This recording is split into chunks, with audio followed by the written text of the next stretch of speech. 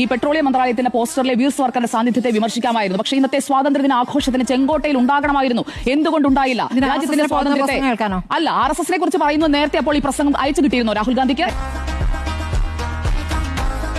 സ്വാതന്ത്ര്യ ദിനത്തിന് അവിടെ പോകാത്തതിനെ ന്യായീകരിച്ച് വെറുതെ സ്വയം ചെറുതാകാതെ ഞാൻ പറയട്ടെ സ്ഥാനം എവിടെയായിരുന്നു എന്നതിന്റെ ചോദ്യത്തിലൂടെ വിഷയം ഗതിമാറ്റി വിടാതെ പരിപാടിക്ക് പോയില്ല എന്നതില്ല. സ്വാതന്ത്ര്യ ദിനത്തോട്, രാജ്യത്തിന്റെ സ്വാതന്ത്ര്യത്തോട് അത്രയേ മൂല്യമുള്ളൂ കോൺഗ്രസിന്. രാഹുൽ ഗാന്ധിക്ക് കൊടി ഉയർത്തിയിട്ടുണ്ട്. അവരുടെ അടുക്കളപ്പുറത്തല്ല കൊടി ഉയർത്തേണ്ടത്.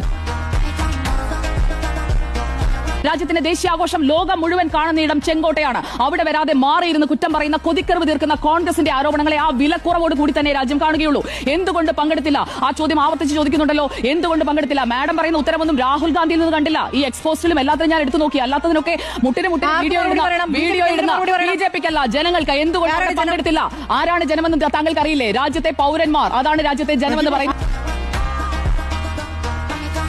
പാകിസ്ഥാന്റെ പതാക ഉയർത്തുന്ന ദിവസമായിരിക്കും ചിലപ്പോൾ നിങ്ങളുടെയൊക്കെ ആഘോഷം. എന്റെ രാജ്യത്തിന്റെ പതാക ഉയർത്തുന്ന ഇന്നത്തെ ദിവസമാണ്.